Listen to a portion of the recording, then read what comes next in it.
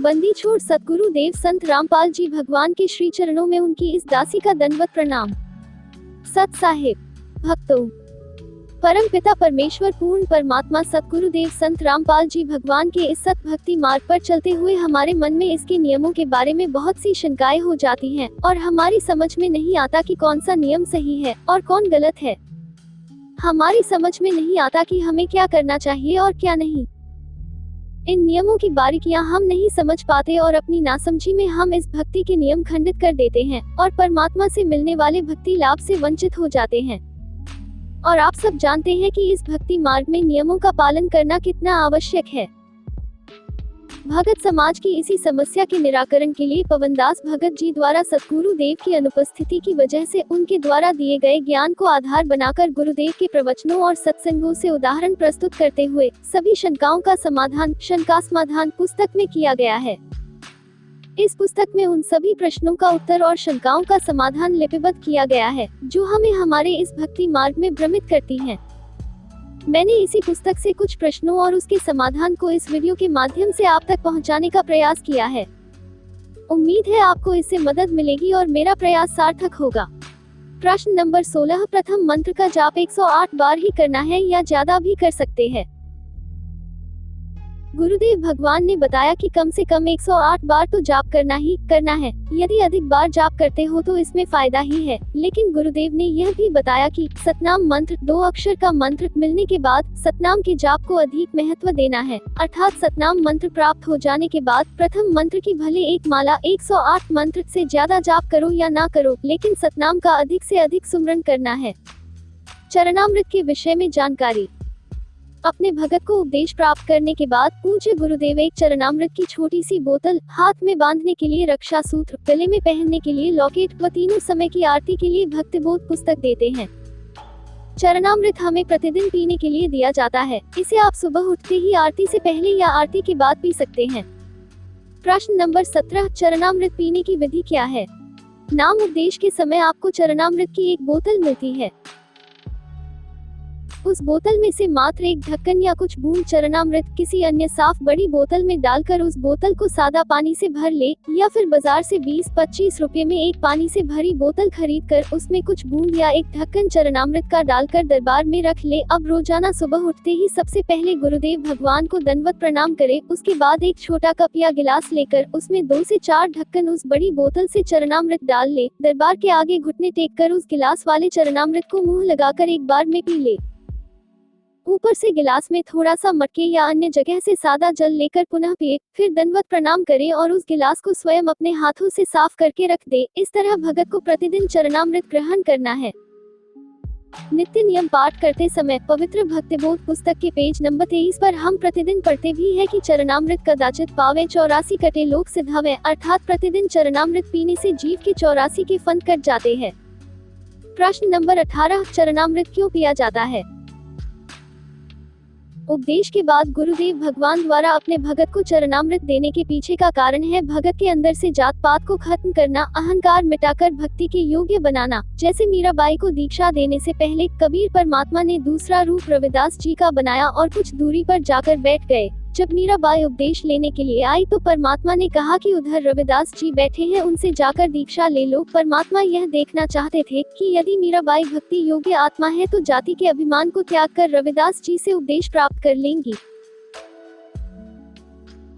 रविदास जी चमार जाति से थे और मीराबाई राजपूत जाति से थी, तथा उस समय जाति पाति का समाज में बहुत ज्यादा प्रभाव था। उपदेश से पहले रविदास रूप में कबीर परमात्मा ने कहा कि सोच समझकर उपदेश लेना, मैं चमार जाति से हूँ और आप ठाकुरों की लड़की हो। कल को समाज बहुत कुछ बात सुनाएगा और यदि उपदेश लेने के बाद अपने गुरुजी के प्रति मन में जरा सा भी दोष उत्पन्न हो गया तो सारी भक्ति कमाई नष्ट हो जाती है। मीराबाई ने कहा कि आज से आप मेरे पिता और मैं आपकी बेटी, भाड़ में जाए समाज, मुझे आत्म कल्याण करवाना है। तब परमात्मा प्रसन्न हुए और मीराबाई जी को उपदेश दिया।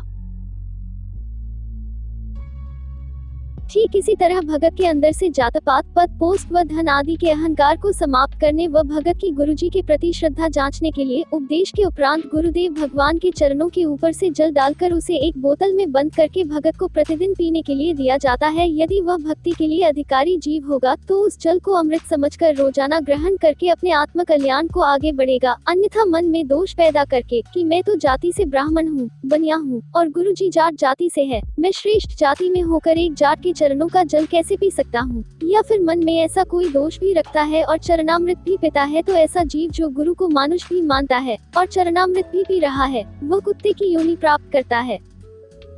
आदरणीय गरीब दास जी महाराज कहते हैं कि गुरु को मानुष जो गिने और चरणामृत को पान से नर नरक में जाएंगे। जन जन बने स्वान, अर्थात गुरु को मनुष्य समझकर उनका जन्मदिन भी मनाते हैं और चरणामृत भी पी रहे हैं। ऐसे शिष्य मरने के बाद स्वान की योनि प्राप्त करते हैं। प्रश्न नंबर 19, प्रसाद ग्रहण करने का क्या तरीका है? उपदेश के बाद भगत को चरणामृत के साथ मखाना प्रसाद, सफेद रंग के छोटे छोटे गोल गोल दाने मिलता है, जो सतगुरु के शब्द से मंत्रित होता है, अर्थात शब्द शक्ति युक्त होता है। वो प्रसाद भी प्रतिदिन थोड़ा थोड़ा तीनों समय की आरती के उपरांत सभी भक्तों को लेना होता है। ध्यान रहे, प्रसाद नीचे बैठकर या घुटने टेक कर ही ले, अन्यथा प्रसाद का अनादर समझा जाता है। प्रश्न नंबर 20, क्या किसी अनुपदेशी को प्रसाद व चरणामृत दे सकते हैं?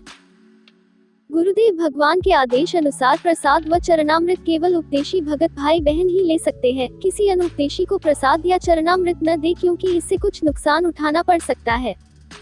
एक समय एक बहन ने अपने पड़ोसी के बच्चे को प्रसाद दे दिया। प्रसाद खाकर बच्चा बेहोश हो गया।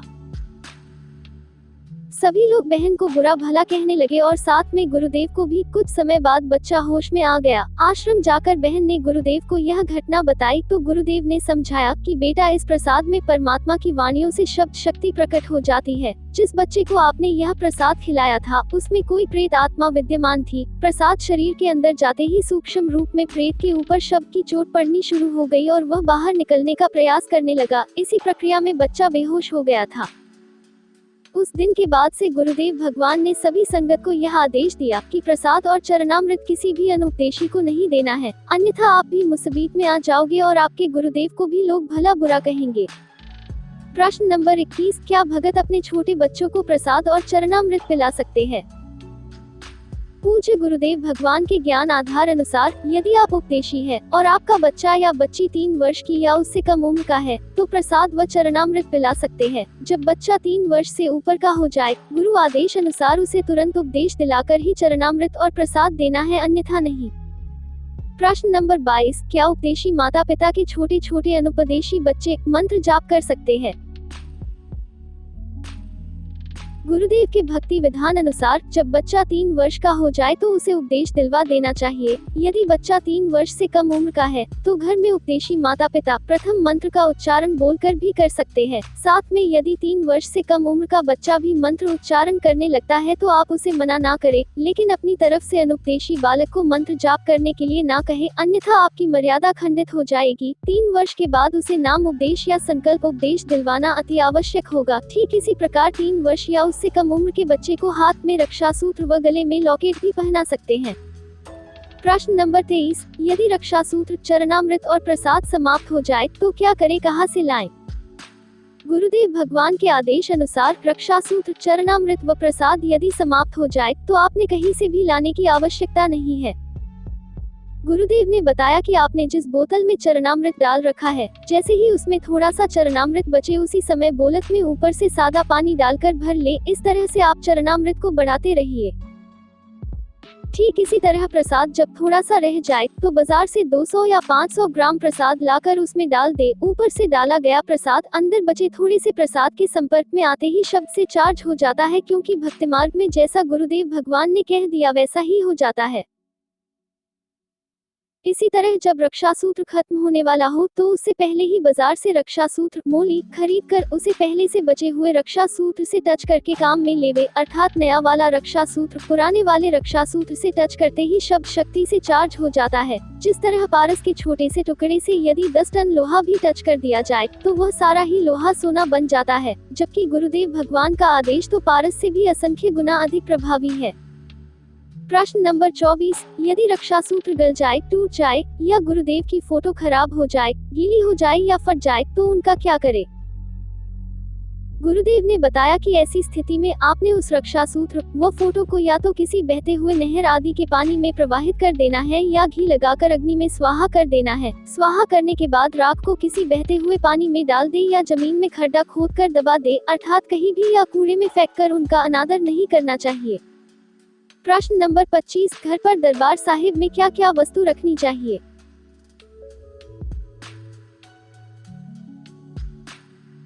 गुरुदेव कहते हैं, गुरु को पूर्ण ब्रह्म कर जाने और भाव कबहू न आने, अर्थात गुरुदेव ही भगवान है, पूर्ण ब्रह्म है। इसके अलावा एक ज्ञानी भगत के मन में दूसरा भाव भी नहीं आना चाहिए कि कोई अन्य और भी भगवान हो सकता है। जैसे एक पतिव्रता औरत के सामने उसके पति से भी सुंदर चाहे सोने का पुरुष बनाकर क्यों ना खड़ा कर दिया जाए, लेकिन पतिव्रता औरत का उस तरफ पति रूप में भाव नहीं बन सकता। अतः उपदेशी भगत को अपने गुरु को ही गोविंद मानकर दरबार में अकेले उन्हीं की फोटो रखकर पूजा करनी है। यदि आपके पास पहले से आश्रम या नामदान केंद्रों से प्राप्त कोई ऐसी फोटो है जिसमें गुरुदेव के अलावा आदरणीय गरीबदास जी, आदरणीय रामदेवानंद जी, आदरणीय चितानंद जी या कबीर साहिब की हाथ से बनाई हुई काल्पनिक फोटो है, तो पतिव्रता भगत आत्मा ने दरबार साहिब से उन सभी फोटो को हटाकर अकेले अपने गुरुदेव सतगुरु रामपाल जी भगवान का ही एकमात्र फोटो पूजा के लिए रखना है, क्योंकि पूजा केवल एक ही पति पिता परमात्मा की करनी होती है। अन्य हटाई गई फोटो को हमने घी लगाकर स्वाहा कर देना है या बहते हुए जल में प्रवाह कर देना है।